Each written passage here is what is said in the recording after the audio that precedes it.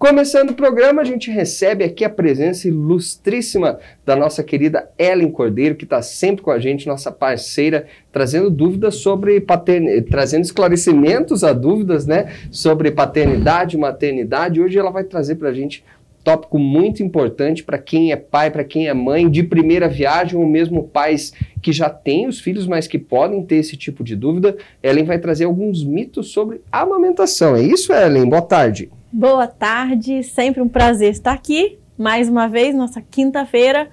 Falando sobre saúde, bem-estar e hoje a amamentação. A amamentação. A Ellen sempre traz aí esclarecimentos bastante pertinentes, né, para quem está nessa saga da paternidade, da maternidade. O Harry, inclusive, vira e mexe, aparece aí com alguns questionamentos. Mas, Ellen, fala pra gente quais que são as principais dúvidas ou os principais mitos nesse caso, né, como você comentou antes da gente entrar no ar, que o pessoal tem em relação à amamentação. Pois então, o primeiro deles é achar que a amamentação é instintiva. Muitas vezes a gente está lá preocupado em fazer tantas coisas com a chegada do bebê. Estamos nos preocupados com o enxoval, com a decoração do quartinho, com todo realmente aonde que eu vou ganhar o bebê e tal. Claro que são coisas super importantes, mas às vezes não paramos para pensar que a amamentação também requer trabalho e preparo desde o momento que nós temos ali o bebê no forninho, né? Lá na gestação. Porque a gente pensa que vai ser instinto, o bebê vai nascer e vai começar a mamar. E muitas pessoas só pensam que pode dar problema depois que já estão vivendo esse momento.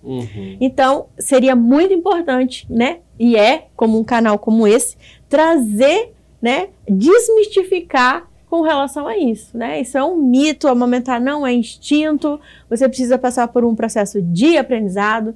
Tudo no corpo humano, no ser humano, ele precisa disso. E amamentar não é diferente. E no que consiste esse aprendizado exatamente, Ellen? Dá um exemplo pra gente, porque eu na minha ignorância de não pai, eu realmente tinha essa impressão de que é instintivo, tanto pro bebê quanto pra mãe. Pelo jeito não é. Pelo jeito não é. Por quê? Porque nós desenvolvemos habilidades no decorrer da nossa vida. Hoje nós estamos aqui, mediante as câmeras, falando ao vivo para o Brasil inteiro, para o mundo qualquer um, e isso requereu de nós o quê? Habilidades. Claro. De chegar aqui e responder e estar diante de vocês com a resposta na ponta da língua, certo? Mas nem sempre foi assim, concorda? Sim, com certeza. A primeira vez que nós estávamos diante de uma câmera, a gente tutibiou, né? Dá um nervosismo. Né? Isso, por quê? Porque a gente se preparou para isso. E quando a gente vai falar de amamentar, a gente precisa de habilidades. Posicionar o bebê no colo, posicionar a cabeça do bebê corretamente, porque hoje a gente já sabe que uma boa amamentação, eu falo que a gente tem a teta Pix, a gente transfere o leite que está na mama para dentro do corpo do bebê. Isso é mágica? Não, é habilidade que é desenvolvida pela mãe ao posicionar o bebê no colo, ao oferecer a mama, ao inclinar a cabeça corretamente para que o queixinho encoste, aí o bebê olha para cima, libera o nariz, aí a língua projeta, recolhe leite, e aí tem muita gente que leva ali na raça até aprender, né? Mas a gente sabe que enquanto ela não aprender, a amamentação não vai decolar. Vai ser uma amamentação, de certa forma, a criança vai estar sendo amamentada, mas não da maneira correta. Podemos falar assim? Isso, podemos falar assim. Por exemplo, o que não é correto? O bebê, às vezes, é um bebê chaveirinho. Sabe, mãe? Aquele bebê que não sai da mama de jeito nenhum. Você não consegue nem escovar o dente, não consegue ir no banheiro. Por quê? Porque esse bebê tá mamando picadinho. Olha aí. A transferência, ela não está sendo efetiva no tempo que gostaríamos que fosse. Às vezes, esse bebê não ganha peso como deveria, porque ele fica tanto tempo gastando energia que aquilo que ele está consumindo, ele já está perdendo só no momento de sugar de uma forma inefetiva. Eu não sabia dessa. Então, olha só que interessante. Aquele bebê que dorme no peito, e aí ele dorme, aí a mãe espera, aí o bebê volta a mamar. Então tudo isso é porque ele não plugou na mama e está transferindo como deveria. Outro problema, às vezes a mãe tem muita fissura, muita dor ao amamentar. Sim. Por quê? Porque o bebê também está com a linguinha no lugar errado. Então isso vai fazendo fricções, que a língua, gente, ela é igual uma lixa. Então você imagina aquela língua ralando no bico do seio. Então vem fissuras. E tem muita gente que fala, fissurou porque pegou vento. Fissurou porque o bebê arrotou na mama. Fissurou porque, enfim, por N coisas. E, na verdade, a fissura vem porque a língua está no lugar que não deveria. A gente, às vezes, tem uma percepção, talvez precipitada, de achar que uma amamentação inadequada vai gerar só situações muito críticas, como um engasgo, um refluxo ou algo assim, mas tem muito mais coisas por trás disso, né? Como você está comentando. Talvez uma nutrição não adequada para o bebê, a própria saúde da mama e da mãe, né? Isso tudo gera situações conflitantes dentro da casa. Sim. E aí a mãe fala assim, se o meu bebê não está se satisfazendo, ele não sai da mama, eu acho que o meu leite é fraco. Então, um mito chega em outro. Sim. O meu leite é fraco. Então, eu preciso fórmula infantil. Por quê? Porque o meu leite, aquele que eu produzo, não é suficiente para nutrir o meu bebê. E, na verdade, às vezes, ou na grande maioria das vezes, não é a quantidade de leite que ela produz e nem a qualidade do leite que ela produz. É a forma como a forma da transferência. Olha só. E em relação a esse aprendizado, a gente está no primeiro mito ainda, né? A gente vai falando. Vamos falando, mas só para a gente trazer, acho que é uma informação importante, Ellen. Você falou sobre esse aprendizado, né? Da forma como a mulher, enfim, a família tem de se preparar nesse momento em específico da amamentação. Tem um momento certo para isso? É quando o bebê nasce ou a mulher já pode ir se preparando antes? O parceiro, enfim, ali pode ir também entendendo como vai ser esse movimento depois do nascimento? Ou tem que ser só depois? Na verdade, é antes.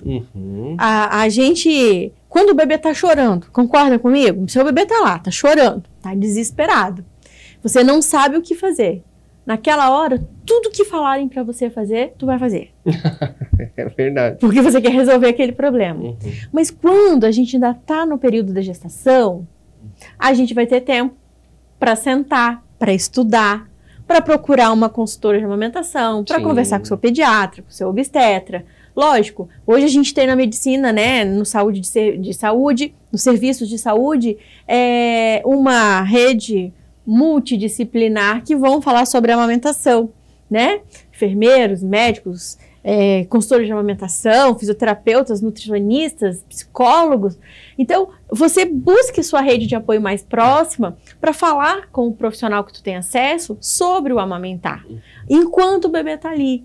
Porque existe uma mudança muito grande, tanto da mãe, fisicamente como emocionalmente. Sim, com certeza. Então você está percebendo a mulher ali que tem uma mama que tem simplesmente uma postura de beleza e daqui a pouco aquela mama se transforma de tal maneira que ela vira apenas uma fonte de nutrição para o bebê e de aconchego, né? Então, quando ela ainda não tem o choro do bebê e os cuidados do bebê, é muito mais fácil aprender.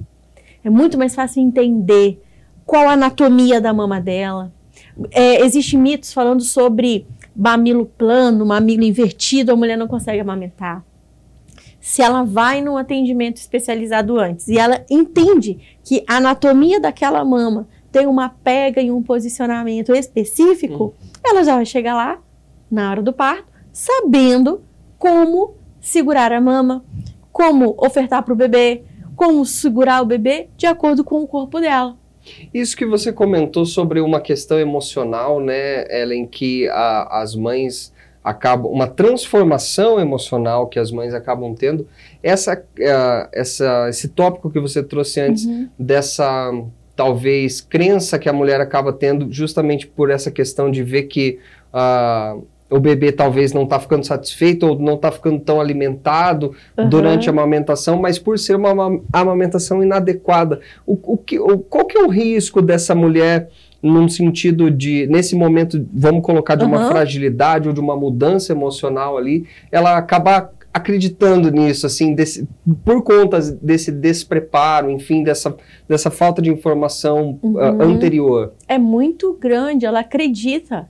Ela vive o quê? Uma tristeza muito grande. E muitas vezes, foi muito boa a sua pergunta, porque ontem mesmo eu estava conversando com uma mãe que eu estou atendendo e ela falou, Ellen, você sabia que as pessoas não falam a verdade por medo de nos assustar? E muitas vezes porque elas têm vergonha de falar o que elas estão sentindo. E esse sentimento é um sentimento triste, porque ela olha para aquele filho e a própria mulher, né, ela quer dar conta de tudo. A mulher quer dar conta do trabalho, do marido, dos filhos, do serviço, ela quer dar conta. E aí quando ela se tem numa situação que ela, puxa, eu não estou dando conta, ela se sente tão vulnerável, tão sensível, que ela se entristece. Sim. E muitas vezes ela se entristece calada. Porque se ela fala, vão falar assim, ela não gosta do filho. Ela tá com depressão. Ela tá com depressão porque, nossa, mas ela queria tanto esse filho e agora ela tá falando que ela tá triste. Sim.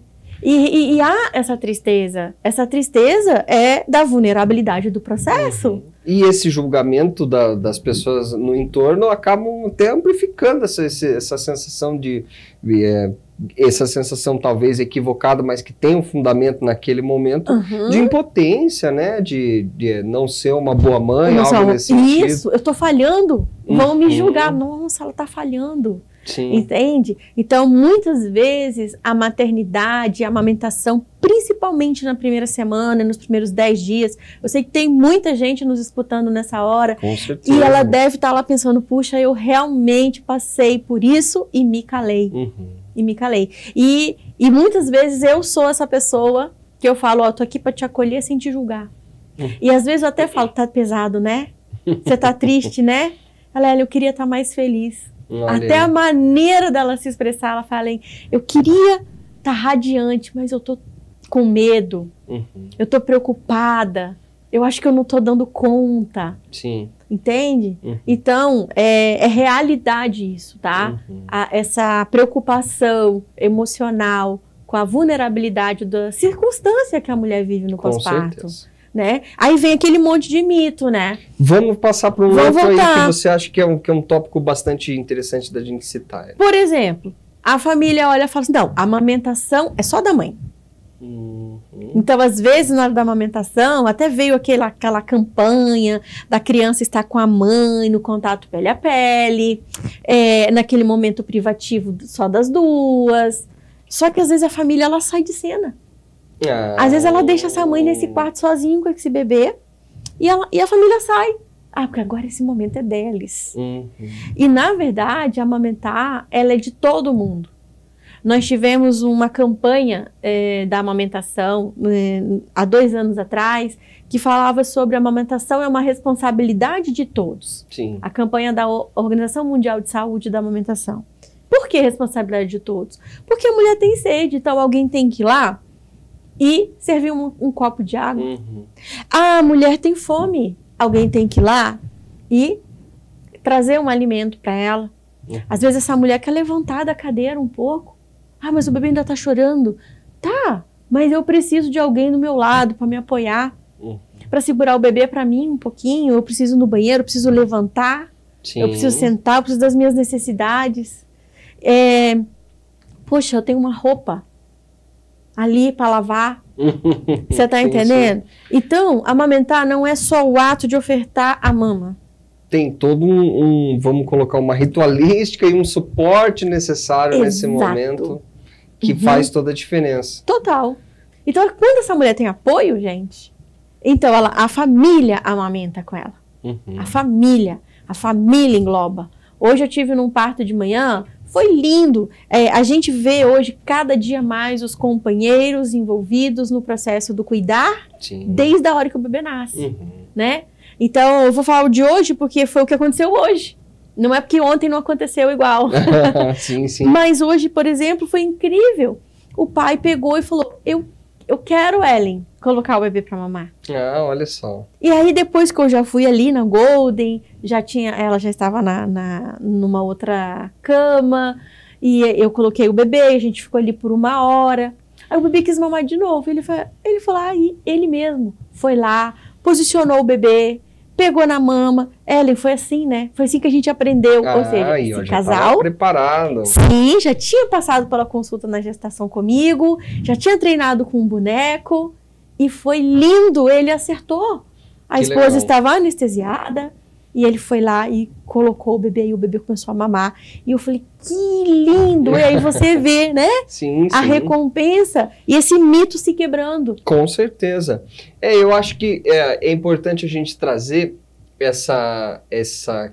desmistificar essa questão, porque eu acho que cria-se um imaginário de que, como você bem colocou, Ellen, o momento da amamentação é da mãe e do filho, de fato tem uma conexão diferente ali entre os dois, mas isso não significa que devem ser só os dois naquele momento, né? Tem que ter uma rede de apoio, vamos colocar assim, uma né? rede de apoio. Seja, enfim, do companheiro ou da pessoa, outras pessoas da família ali que estão dispostas a auxiliar nesse momento. Eu acho que é bem importante a gente frisar isso. Porque nem sempre alguém tem um companheiro. Sim. Nós temos a gestação em solo, né? Ela não fez o filho sozinha, mas ela está solo naquele momento.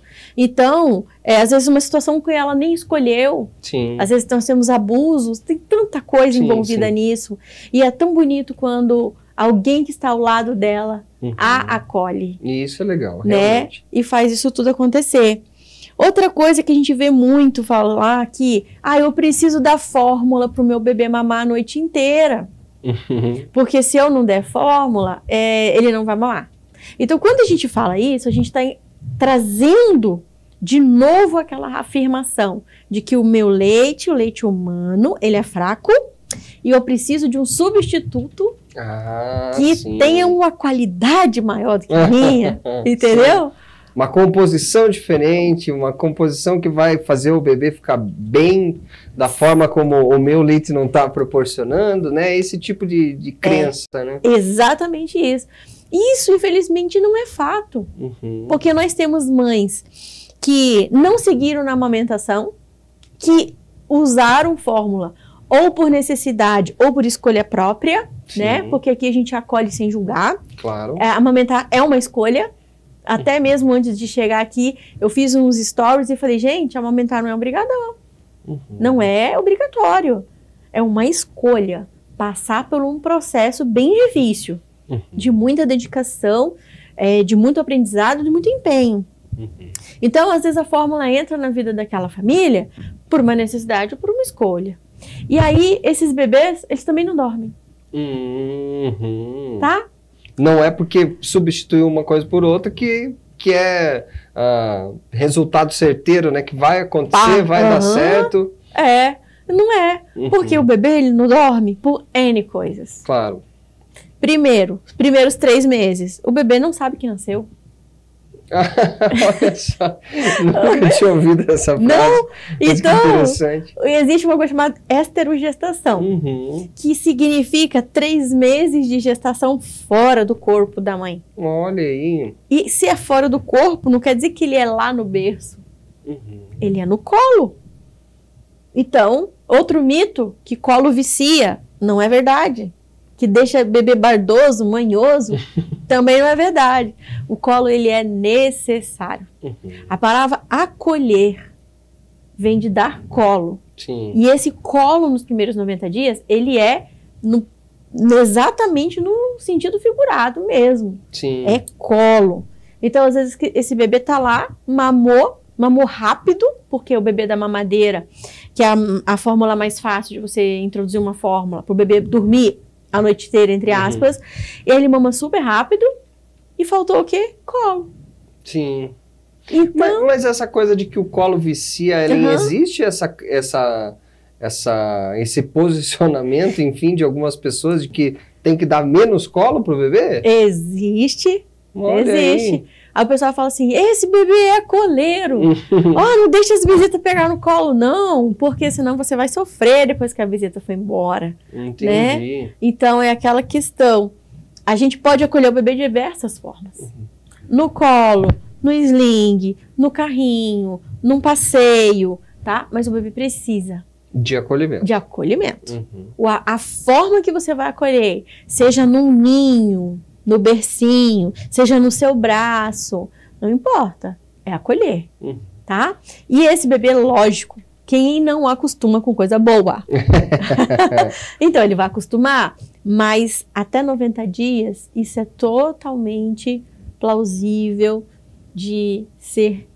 A visão é de realmente abraçar, acolher e dar suporte para esse bebê. Ele estava dentro do útero, gente. Sim. Todo apertadinho. E agora ele tá perdido. Entende? Sim. Então, gente, colo não vicia, tá? Colo é necessário para um bebê de 90 dias. Tá aí. Tem mais alguma coisa aí, além que a gente pode destacar que seria interessante? Tem. A anatomia da mama. É muito interessante a gente falar sobre isso. Sim. Porque as pessoas falam assim, ó.